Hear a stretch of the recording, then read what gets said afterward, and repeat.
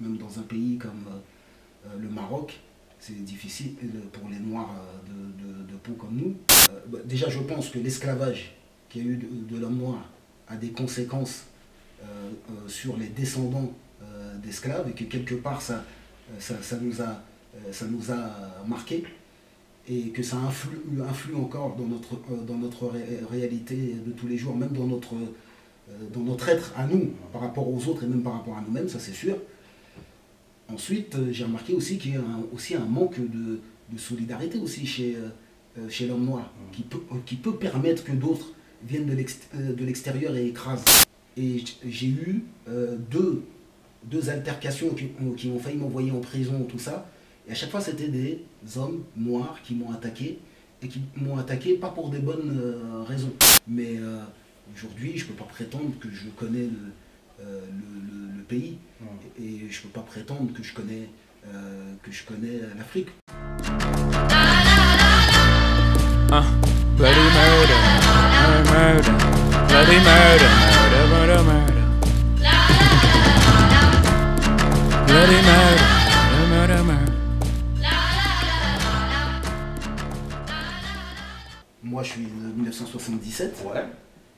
Je peux te dire que dans la cour d'école, pendant longtemps, jusqu'au On avait collège, on avait papier. Ouais. On n'avait papier du tout. La fille qui était la princesse de la cour d'école, elle s'appelait Stéphanie, elle était blonde avec les yeux bleus, et pour elle, pas question de faire un petit bisou au nègre. Et bah tu vois par rapport à ce que tu dis là. Après, ça a évolué. Ouais. Et bah tu vois par rapport à ce que tu dis là. Aujourd'hui, quand on constate aujourd'hui tout. Vas-y, je vais te dire quoi? Un chiffre au hasard, mais je suis sûr qu'il est proche de la réalité. 97% des personnalités noires masculines en France sont en couple avec des non-noirs. Toi qui es dans ce milieu-là, maintenant visualise toutes les personnes noires que tu connais en couple avec des noirs. Et pour toi, c'est quoi la raison C'est ça mon interrogation maintenant. Comment ça se fait? Qu'est-ce qui se passe? Est-ce qu'il n'y a pas un espèce de complexe d'infériorité? Non, tu peux pas dire ça. Je pense que... Moi, je suis d'accord quand si tu vis en Afrique et qu'autour de toi, il n'y a que... il y a que des femmes noires. Et donc forcément, tu vas rencontrer une femme noire, tu vas aimer une femme noire.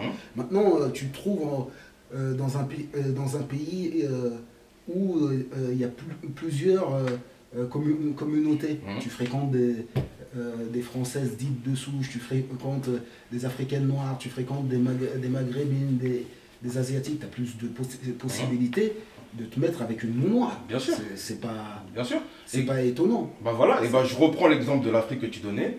En Afrique.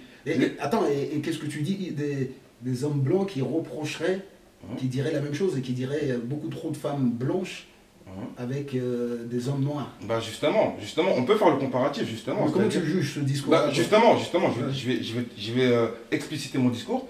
On prend l'exemple de l'Afrique, tu regarderas, les seuls chefs d'État africains avec des femmes non noires sont des chefs d'État de pays dits francophones. Mais là, parce que la plupart du temps, c'est des chefs africains qui ont été formés en France, et souvent... D'accord.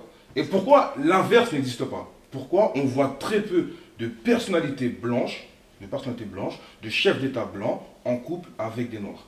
Pourquoi, par exemple, quand on prend le cas de figure de la France, tu regardes toutes les personnalités, l'amour ça se contrôle pas, tu vois. Ça veut dire que tu peux aimer une asiatique, une chinoise, qu'importe, ça se contrôle pas. Mais quand ça devient un phénomène, on a le droit de se poser la question comment ça se fait qu'arrivé à un certain niveau de médiatisation, on a l'impression que la femme noire est ostracisée.